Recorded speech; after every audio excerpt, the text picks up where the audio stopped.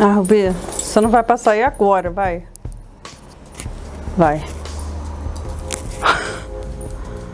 Era uma vez um cara que queria, porque queria fazer filme cult, filme avant-garde, filme estilo europeu, filmes importantes, filmes sensíveis, filmes dramáticos. Ele passou anos e anos dando cabeçada na parede e, graças a Deus, a televisão resolveu contratar esse sujeito, chamado David Chase. Eu sou a Formiga Rosa e hoje nós vamos falar de Sopranos, uma das séries mais revolucionárias da história da televisão. Mas antes você tem que se inscrever no canal, você tem que me dar like, você tem que comentar, compartilhar com os amigos, ativar o sininho, porque senão eu vou ter que ligar para uns amigos meus aí. E aí eu quero ver só o que você vai fazer, ou não vai fazer, né? Porque você não, enfim, talvez você não esteja mais aqui.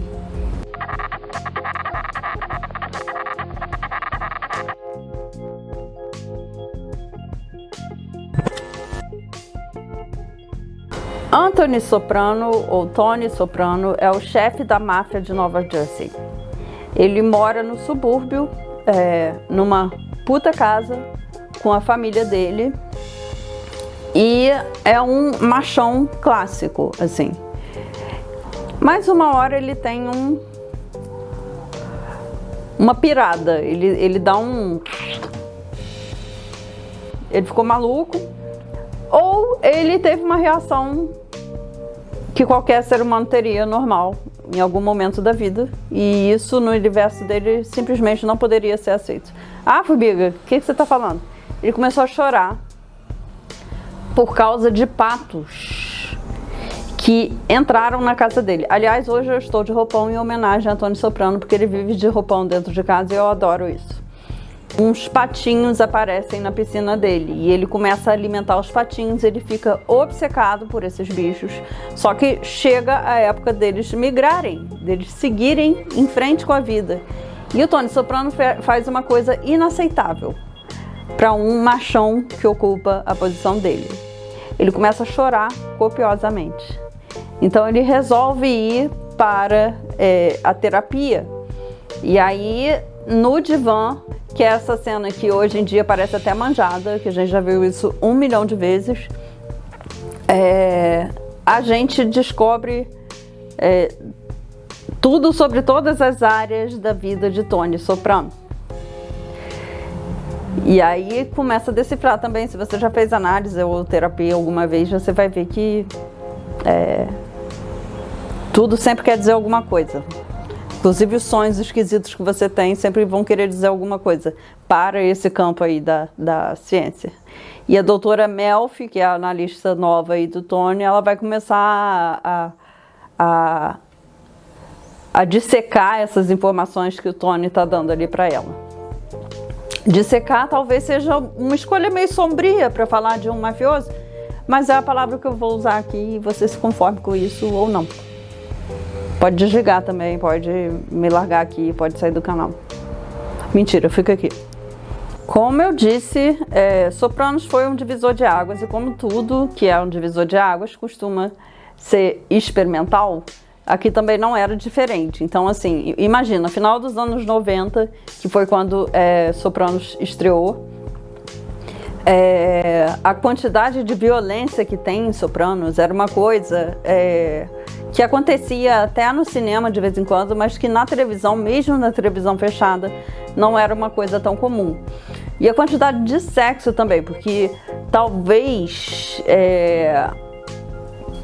para uma pessoa que nasceu nessa era cheia de facilidades, com internet à disposição toda hora, fica difícil imaginar isso, mas no final dos anos 90 não era tão fácil assim ver um peitinho.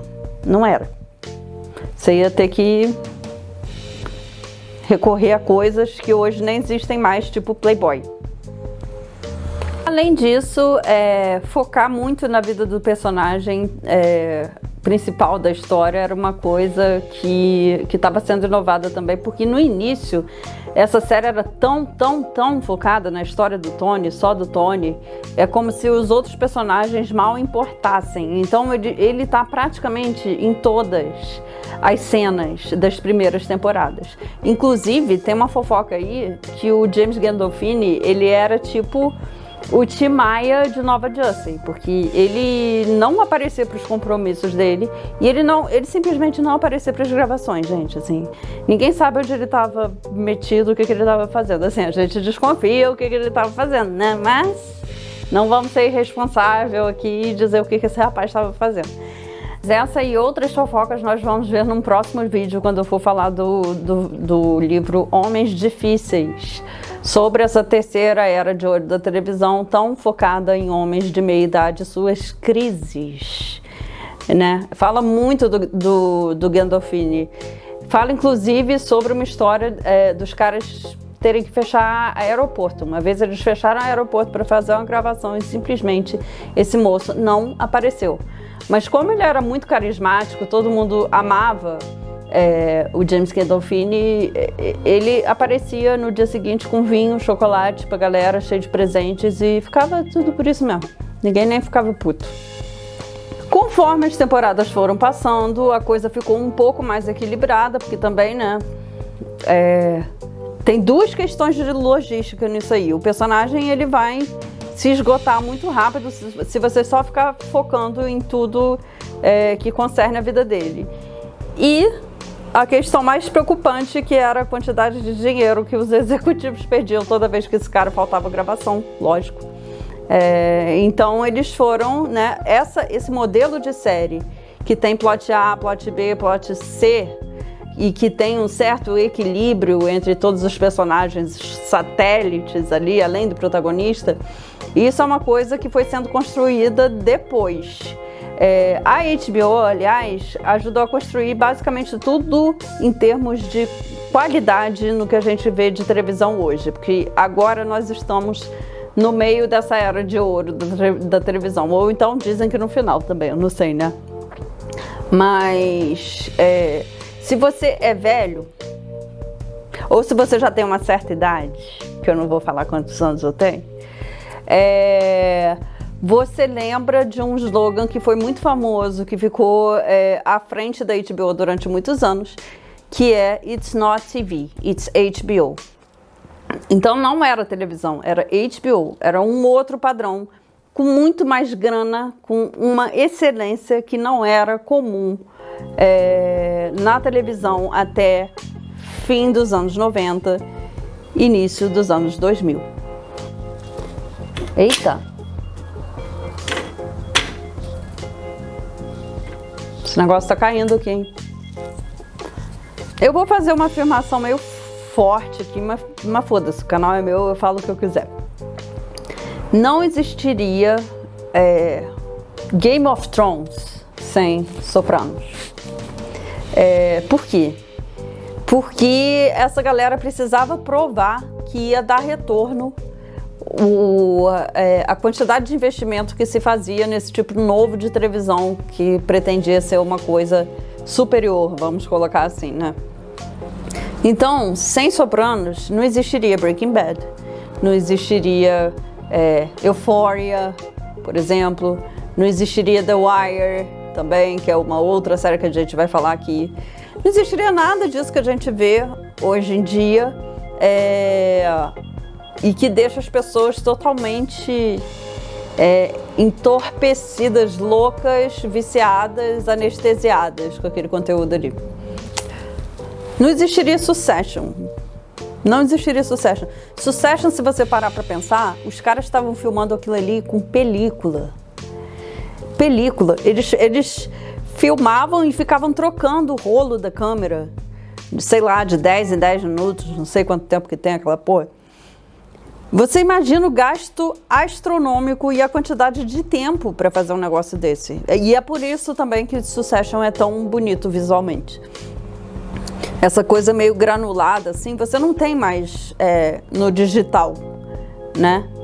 Claro que a gente está falando de um período antes da Max assumir, né? Porque a Max assumiu e veio o quê?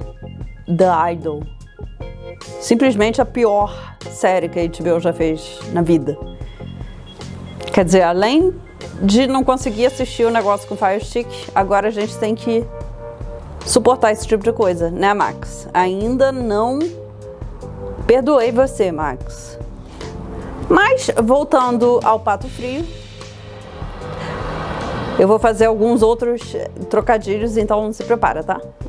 Sopranos tem momentos hilários, principalmente quando os capangas do Tony Soprano entram em cena. Às vezes por causa das gafes que eles cometem, por causa da ignorância deles. Às vezes, sei lá, quando o Silvio resolve imitar o Al Pacino no Poderoso Chefão. Ou então, às vezes, quando eles entram nos diálogos assim que não tem absolutamente nada a ver com o que está acontecendo, esse recurso meio tarantinesco assim de fazer uma comédia. Soprano, não tem como esquecer desses capangas, não tem como esquecer do Silvio e não tem como esquecer do excêntrico Paulie, que é interpretado pelo Tony Sirico, que nos deixou ano passado e que já foi preso ele mesmo, dizem que 28 vezes, tá? Assim, mas ele tinha associação com crime antes de virar ator em tempo integral. Tem o Júnior também, que é um personagem maravilhoso, também é um alívio cômico gigantesco para a série. É o tio do Tony, né? Aí você vai falar, ah, formiga, porra, você gosta de tio, hein? Você já tem uma implicância com o tio do Breaking Bad, não sei o quê. Cara, o que eu posso fazer se eles escalam atores sensacionais para viverem esses papéis? Não tem como. Tem um determinado ponto na história, por exemplo, vou dar spoiler, foda-se, falei que não ia dar, agora vou dar, que o tio é nomeado o chefe daquela máfia ali, daquela família, mas na prática todo mundo continua obedecendo o Tony e o tio só fica com a parte ruim, que é ser investigado pelo FBI. Maravilhoso. Mas tirando esses momentos hilários, tem também os momentos de partir o coração. Por quê? Porque a gente gosta do Tony, mas a gente tem que lembrar que ele é um psicopata louco, desequilibrado. Muito embora às vezes ele seja extremamente racional, mas na hora de matar, na hora que ele sente raiva, ele vira um monstro. Então assim, ele não mata só pessoas aleatórias que aparecem no meio da história, ele também mata gente da sua família, tanto de sangue quanto a sua família máfia. Então são personagens que às vezes a gente se apega, mas é melhor você não se apegar. Ou talvez seja melhor você se apegar e sentir essa dor junto comigo para que Sopranos te marque tanto quanto me marcou. O código da máfia a gente já sabe que é basicamente esse, né? Vacilou, meu filho, morreu. Não tem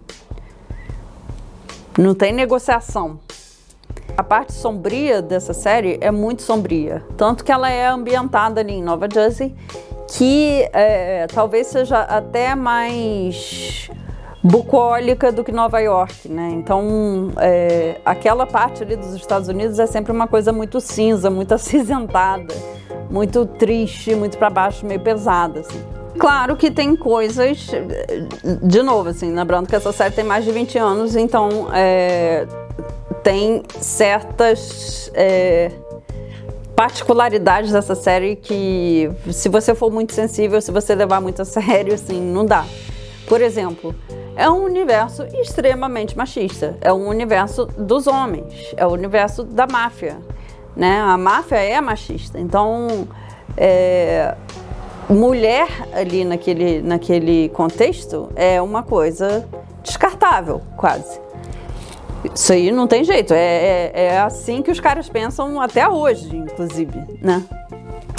Outra coisa mais técnica também dessa série, que tem que ser colocada aqui em contexto, é o ritmo da série. O ritmo da série não é o mesmo que a gente está acostumado hoje em dia. Não é um ritmo tão rápido.